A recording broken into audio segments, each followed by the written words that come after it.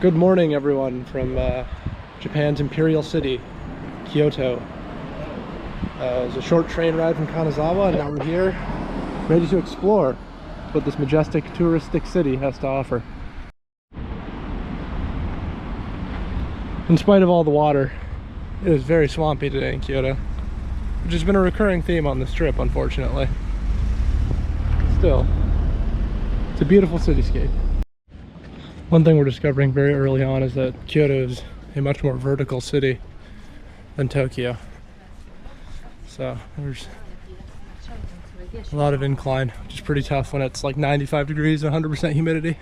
No bicycle biking. And no bicycle biking. You can tell we're getting closer to our first stop of the day because the throngs of tourists have joined us. Or I guess we've joined the throngs of tourists.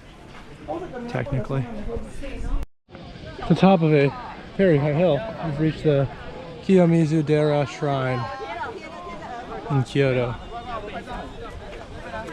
Let's go walk up these stairs and ruin someone's photo. Whoops.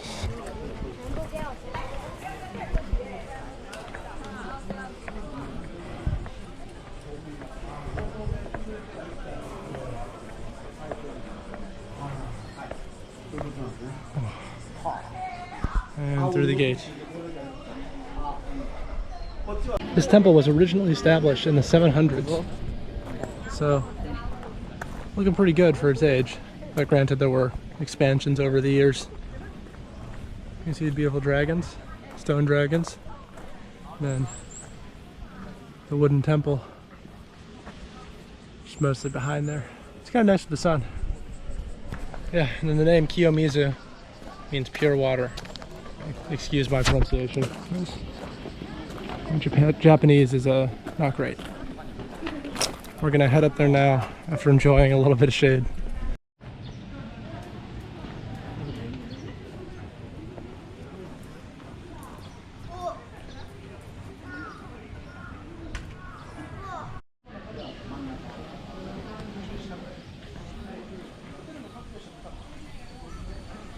I think this is the most famous view when we get to the dark wooden part of this temple, not the red part. The joy of walking up a hill is that you get to see a beautiful cityscape emerge below, including the Kyoto Tower, which we'll visit later. Alright, this is the ticket area, and it is absolutely stunning.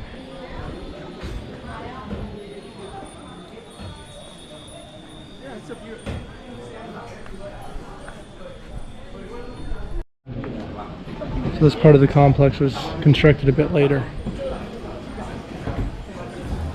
in the 1600s.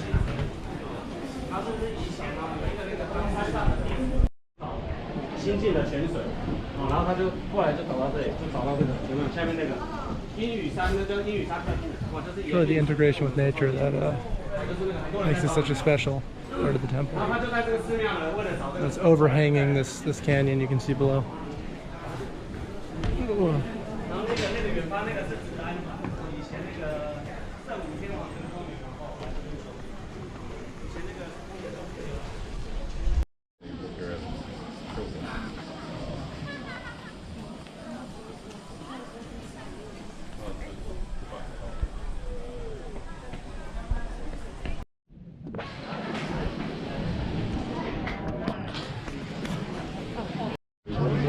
So there you can more clearly see the overhang architecture and the supports.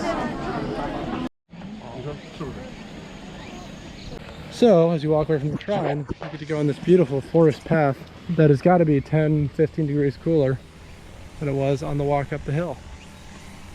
So it's a must visit if you're here in August. We're walking, I believe, towards the Seikiji Temple, something to that effect. Allows you to go even deeper into the woods, and apparently there may even be monkeys. I've never seen a monkey outside of a zoo, so that's very exciting. You know you're in Asia when there's a bamboo forest.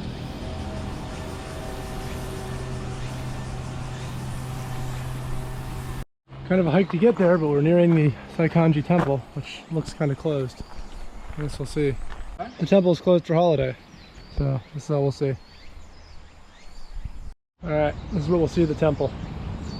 No monkeys, which is very disappointing. What can you do? Alright, so here's the pagoda, which we could see, I think, off in the distance before, which means we should be getting a very scenic overlook of the central temple area, the overhang. And there it is. You can wait in line to get the same sacred water that you got above, but from a higher spout. And some big stairs up in the temple.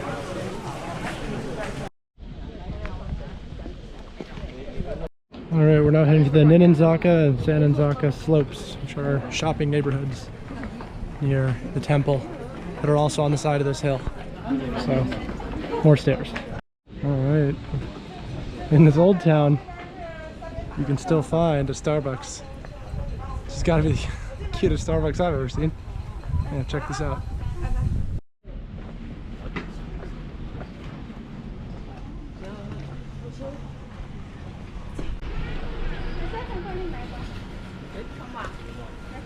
Really an amazing pagoda here. You can see the whole neighborhood's really kept the same aesthetic. Oh, that's pottery.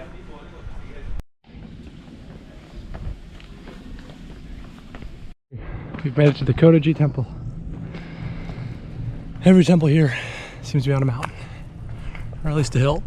It's just tough. Very cute. Put your foot down, Dad.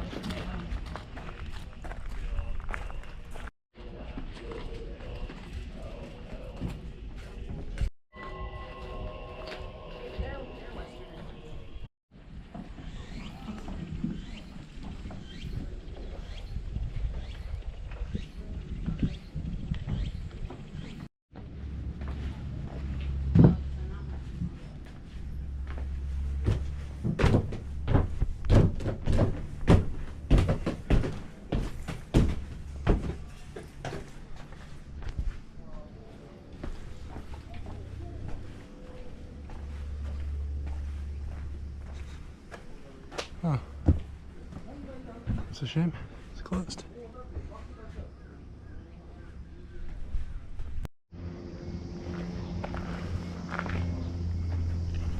This temple's very cool, but the issue is it keeps going up.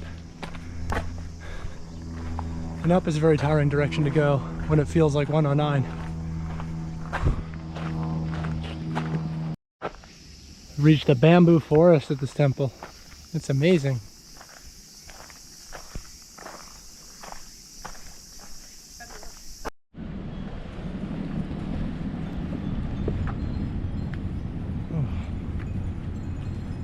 Trying to think of something interesting to say about this, but it's gotten to the point where I'm so hot, brain is shutting down. Looks like I'm not supposed to record in here either, so we'll see if that's right.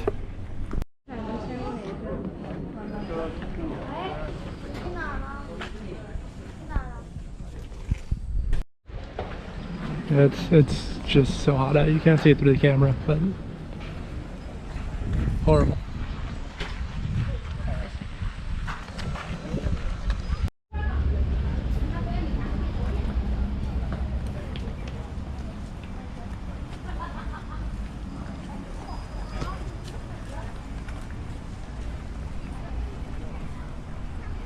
You gotta imagine that the upkeep on this place is horrible.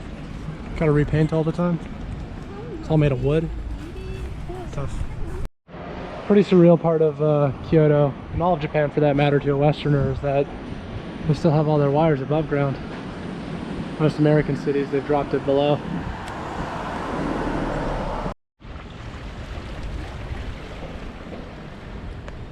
The Kyoto Historical District.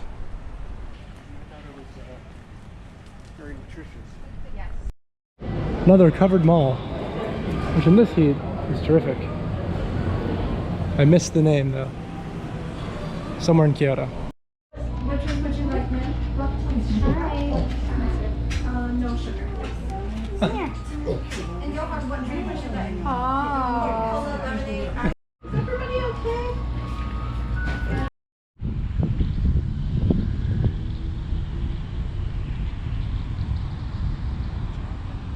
Day 2 or 3, I guess, depending on how you count it, in Kyoto. We're starting the day at a Shiki market, the centuries-old market in the center of Kyoto.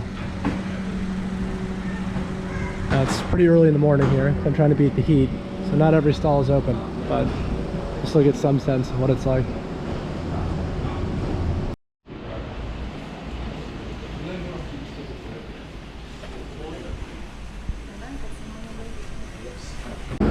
I'm continually amazed that things don't open sooner here, because it's 9 a.m. It's already 90 degrees, and yet look at this, nothing's open. This is a huge shopping street later, completely empty.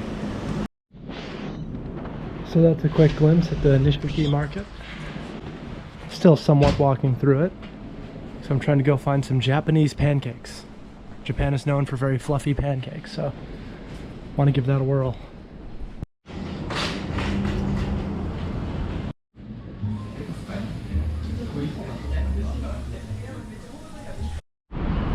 We've arrived at our next stop, the Nijojo Castle. Let me try that again, Nijojo Castle. World Heritage Site, middle of Kyoto. Let's go check this out.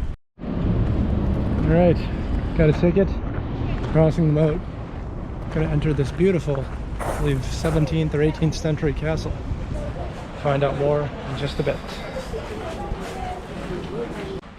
Welcome everyone to the Nijojo Castle. It was from here that the Tokugawa shogun ruled over all of Japan during the Edo period, the period of isolation from the West. We're gonna take a look around at what the Tokugawa shogun did for his court and for the other important functions of the empire here in Kyoto. So the first site within this complex of the castle is the Karaman Gate. There's this beautiful ornate gate that leads in to the first of 2 palaces that we'll see. You can see in the back there. It's built in the 1600s. So it stood for quite a long time.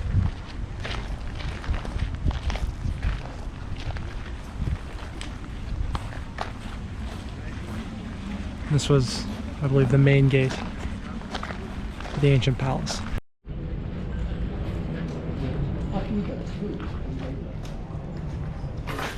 Of particular interest are these animals you see all throughout the gate. They're supposed to be guardians.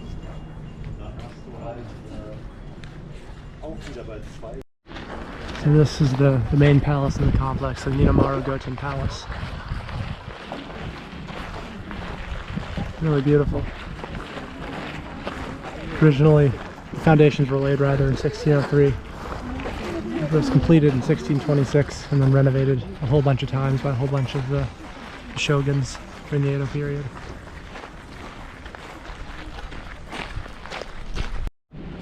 And like all palaces in Japan, the Ninamaru Goten Castle, Palace, whatever we're calling it. It's a fortified palace, which I think in the West we call a castle.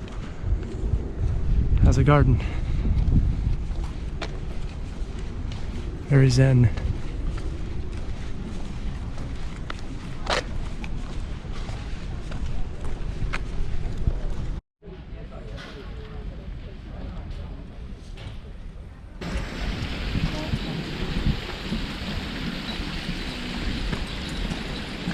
This is in some ways a somewhat stupid comment, but it's amazing how like quintessentially Japanese these palaces are.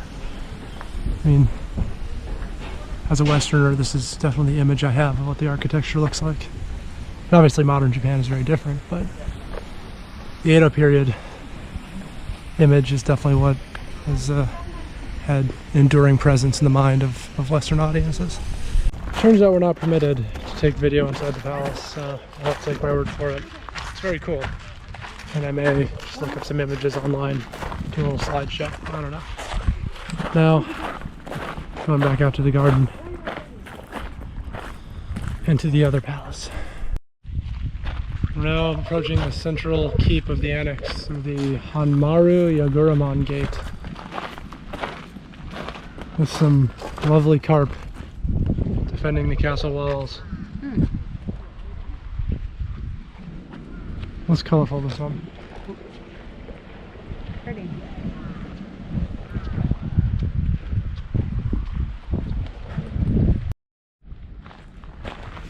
Large part due to the walls. This part of the castle feels more recognizably like a castle. More fortified. But not without a beautiful garden.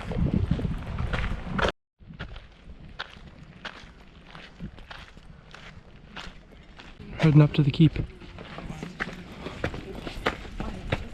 Not very smart in the heat, but whatever.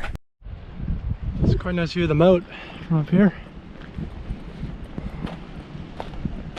And the Hanmaru Castle. Whew. Better view of the moat.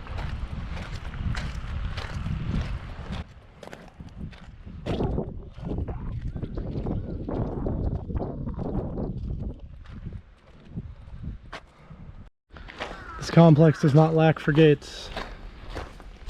You can see that's the Hanmaru area over there, behind that wall and that moat. Oh, baby bamboo. And there's baby bamboo. So that was the Nijojo Castle on a very hot day in Kyoto. So we're now going to go inside and try not to die of heat stroke until this evening. For our final act of day 2 in Kyoto, we were walking along the Philosopher's Path, first constructed in the 1800s and finished in the 1960s. Just a pleasant public road, runs along a canal. Very wholesome, very fun, very demure. Very demure. Might one say? Very cutesy.